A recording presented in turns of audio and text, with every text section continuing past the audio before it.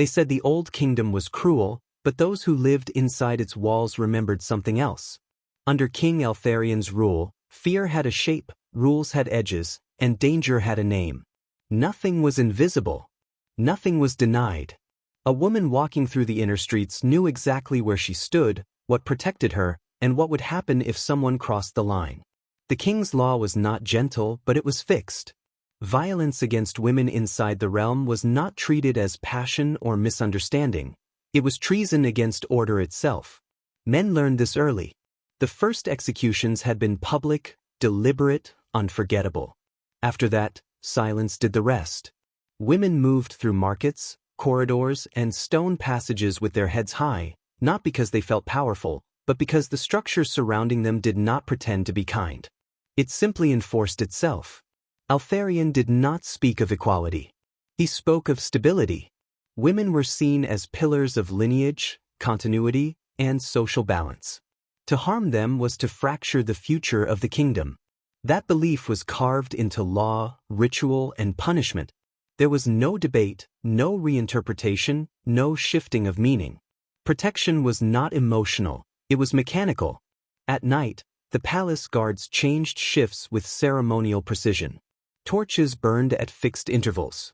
Every gate had a witness. Every accusation had weight. Women did not need to prove fear. The system assumed vulnerability as a reality, not a weakness. The kingdom was built around that assumption. Beyond the walls, in lands without kings, stories were different. Power drifted, rules bent, and justice depended on who was listening. But inside Eltharien's domain, the threat was centralized, contained, and feared. The king himself was the embodiment of consequence. His presence loomed not as comfort, but as certainty. Centuries later, historians would call this tyranny. Philosophers would argue morality. But the women who lived under that crown remembered something simpler. The danger had boundaries. And boundaries, once known, could be navigated. In a world where modern systems would later promise freedom while dissolving responsibility, the ancient court offered no illusions. Only order. Only consequence. And for many women of that age, that was enough to survive.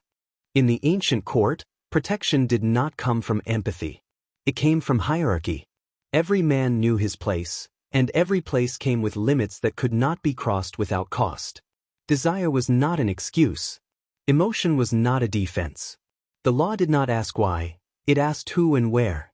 That simplicity removed ambiguity, and ambiguity was where fear usually lived. Women were not idealized as fragile beings in need of saving. They were considered assets of continuity, bearers of bloodlines, keepers of domestic order, and symbols of the kingdom's internal stability.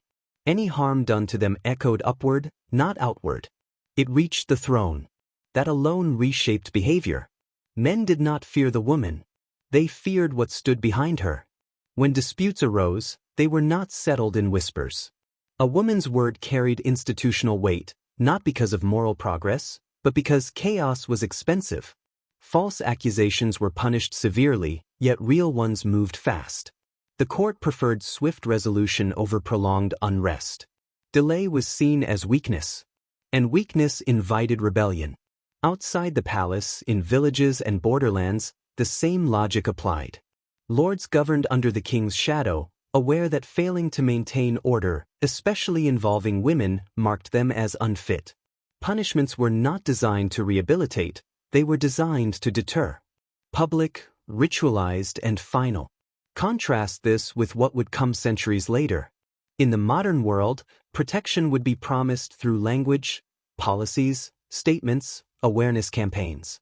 Responsibility would be fragmented across institutions that rarely spoke in one voice.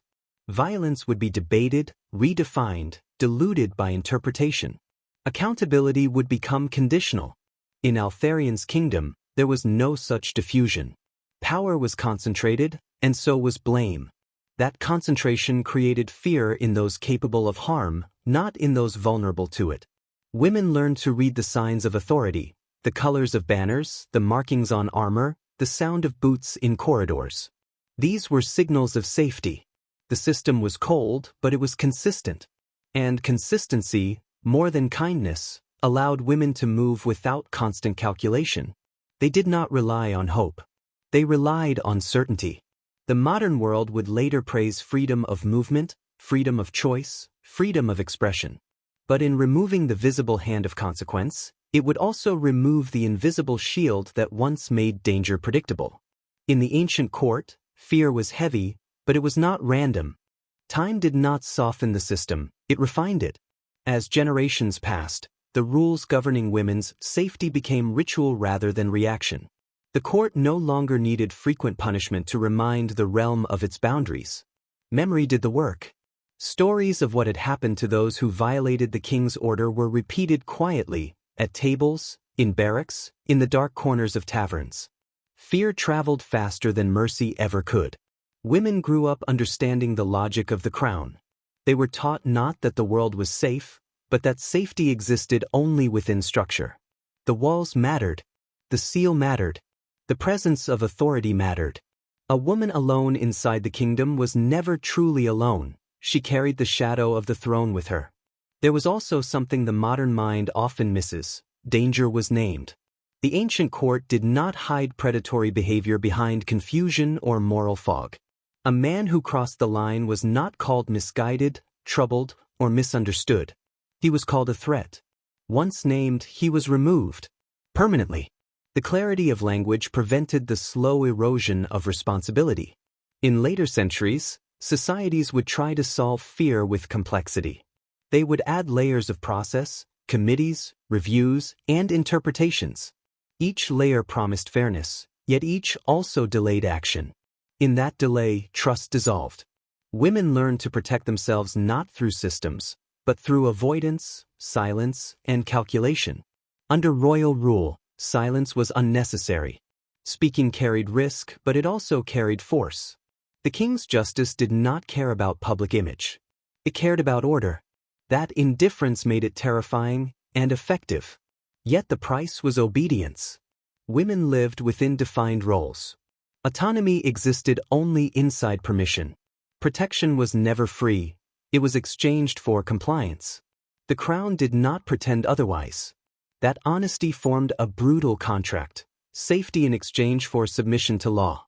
The modern world would later reject such contracts publicly, while recreating them privately, without admitting the cost. It would promise autonomy while offering fragmented protection, leaving women to navigate threats alone. In the ancient court, survival did not depend on navigating endless social signals. It depended on knowing the rules and staying within their borders. For many women, that certainty felt safer than freedom wrapped in ambiguity. The king understood something modern systems would forget. Fear must flow upward, not downward. In Altharian's realm, the common man feared authority more than the vulnerable feared the common man. That reversal shaped behavior in ways no moral lecture ever could. Power did not apologize. It watched. Women sensed this shift instinctively. When they walked through guarded halls or crossed open courtyards, the eyes that followed them were not bold. They were cautious. Every glance carried calculation, not entitlement. Desire existed, but it was restrained by consequence. The line was not social, it was fatal. There were no campaigns teaching men how to behave. There was no debate about interpretation. The law was carved into stone, recited aloud, enforced without sentiment. The king's justice did not seek to understand motives. It sought to preserve order. And order, once disturbed, demanded payment. As centuries passed, the idea of protection would become moralized. Society would attempt to make safety depend on empathy rather than fear. But empathy fluctuates. Fear, when anchored to power, does not. The ancient court did not ask men to be better. It forced them to be careful. Women paid attention to rituals, the changing of guards, the tolling of bells, the presence of seals on doors. These were not decorations. They were signals that the system was awake. A sleeping system was dangerous. An alert one was oppressive, but reliable. Outside the kingdom, in territories ruled by shifting councils or weak lords, women learned a different lesson. Protection depended on relationships, favors, timing. Justice arrived unevenly, if at all. There, danger was unpredictable. Inside Altharian's walls, Danger was rare precisely because it was punished absolutely. The modern world would later dismantle visible authority in the name of freedom, assuming safety would naturally follow. It did not. Power did not disappear, it scattered. And scattered power rarely takes responsibility. In the ancient court, women lived under watch. But that watch was not selective. It did not look away. And in a world where being unseen often meant being unprotected, visibility itself became a shield. What modern observers struggle to accept is that protection in the ancient court was never framed as compassion. It was framed as preservation. Women were preserved because the kingdom could not afford their loss. Bloodlines, alliances, inheritance, and internal peace depended on them. The system did not need to love women to defend them, it needed them intact. This logic removed sentiment from judgment. A man who harmed a woman did not become the center of the story. His intent, his history, his emotions were irrelevant. The act alone mattered. Once committed, it triggered a response as automatic as a mechanism. There was no public negotiation of guilt, no prolonged uncertainty. The speed of consequence was part of the deterrent. Women noticed this efficiency. They learned that hesitation was not required. Delay was not expected. The moment harm occurred, the machinery moved. That knowledge changed posture, voice, presence. Fear did not vanish, but it was no longer isolating. It was shared by the system itself. In contrast, the modern world would place the burden of safety on individuals. Women would be taught to be aware, cautious, adaptive. The system would intervene later, if at all. Protection would become reactive rather than preventive. Risk would be normalized as part of daily life. Under royal rule, risk was considered a failure of governance. A woman harmed meant authority had failed to control its domain. That failure demanded correction, not explanation. Kings understood that fear directed at them kept order intact. Fear directed at the vulnerable fractured it. The cost of this arrangement was visibility and obedience. Women's lives were observed, categorized, structured. Freedom existed, but only within sanctioned paths. Stepping outside them meant losing the shield of authority. The modern world would later promise boundless freedom while quietly withdrawing that shield. Women would gain autonomy, but lose certainty. The ancient court offered the opposite trade, limited choice in exchange for predictable safety. History would judge which system was more just. But for the women who walked those stone corridors, justice mattered less than knowing they would reach the next dawn unharmed. As the centuries faded, memory distorted the nature of that protection. Later ages would describe ancient courts as cages, forgetting that many women measured safety not by freedom of speech, but by the absence of sudden threat. The court did not promise happiness. It promised continuity. And continuity was survival. Women of the realm learned to move with the rhythm of authority. They aligned themselves with routine, not rebellion. The predictability of the system reduced the need for constant vigilance. Danger was no longer a guessing game. It was an exception, not a rule. That alone reshaped daily life. In the modern world, unpredictability would become constant. Laws would change faster than culture. Enforcement would vary by place, time, and attention. Women would learn to assess environments endlessly, who was watching, who might intervene, who might not. Safety would depend on probability rather than structure. Altharian's court offered something simpler. If a line was crossed, the response was guaranteed. That guarantee created restraint long before violence could occur. Prevention did not rely on morality, it relied on fear of loss. Status, life, and name could vanish in a moment. This did not make the kingdom kind. It made it controlled. Control, when centralized, reduced chaos. Women understood this distinction instinctively. They did not romanticize the crown. They respected it because it worked. The modern era would inherit the language of protection without its teeth. Words would replace action. Intent would replace consequence. Women would be told they were safer while learning, through experience, to distrust that claim. In the ancient court, safety was not a narrative. It was an outcome measured in uneventful days and quiet nights. No system was perfect. But perfection was never the goal. Predictability was. And in a world where fear thrives in uncertainty, predictability itself became a form of power, one the modern world would abandon without fully understanding what it had replaced. The ancient court never pretended that protection came without cost. Everyone understood the exchange. Safety was granted downward, obedience flowed upward. The clarity of that arrangement removed illusion. No one confused power with virtue. No one mistook protection for affection. The system functioned because it was honest about what it was. Women navigated this honesty with precision. They understood which spaces were guarded, which words carried weight, which symbols commanded response. Authority was visible, embodied, and feared. That visibility mattered. When danger knows it is being watched, it hesitates. When it believes itself unseen, it advances. The modern world would later dissolve this visibility. Power would hide behind procedure, distance, and abstraction. Responsibility would be spread thin enough to disappear. When harm occurred, no single figure embodied consequence. The result was not freedom, but diffusion. And diffusion breeds uncertainty.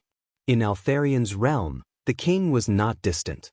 His presence was constant, even when unseen. His authority did not require persuasion. It required belief. That belief shaped behavior long before law needed to act. Women lived under that shadow, but the shadow itself pushed threats away. Over time, moral frameworks would replace hierarchical ones. Society would attempt to regulate behavior through consensus rather than fear. But consensus fractures easily. Fear, once established, endures. The ancient court understood this difference deeply. Women did not need to calculate social reactions. They did not need to anticipate disbelief. The system assumed risk was real, not exaggerated. That assumption removed the need for justification. Harm was treated as disruption, not debate. The modern world would pride itself on nuance, yet lose decisiveness. Women would gain language to describe danger, but lose structures that acted before language was needed. In the end, the ancient court's greatest shield was not the king's sword, but the certainty that someone would answer for what happened. And certainty, more than promises, kept fear from becoming daily life. When the ancient kingdom finally fell, it did not collapse in fire alone. It dissolved in uncertainty. Authority fragmented, rituals faded, and the invisible shield that had once surrounded women thinned until it disappeared. What replaced it was not immediate danger, but unpredictability, and unpredictability is slower, quieter, and more corrosive. Centuries later, the modern world would look back and see only oppression, missing the function beneath it.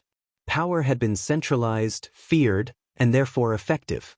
Women had lived under rules that limited them, yet those same rules carved clear boundaries around harm. Safety was not promised.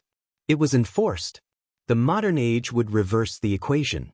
It would promise safety while dismantling the structures that once guaranteed consequence. Women would be declared free, yet increasingly responsible for managing their own risk. Protection would become conditional, delayed, and negotiable. In the ancient court, protection was immediate and unquestioned. The cost was obedience. In the modern world, obedience would be rejected, but danger would become ambient, everywhere and nowhere, owned by no one. History does not offer perfect systems, only trade-offs. The women who lived under ancient royal rule understood theirs clearly. They did not call it just. They called it survivable. And perhaps that is the uncomfortable truth modern eyes resist. Safety does not always emerge from kindness, progress, or good intentions. Sometimes it comes from power that does not hesitate, rules that do not bend, and authority that makes fear point in the right direction. When those elements vanish, the promise of protection remains, but the protection itself quietly slips away.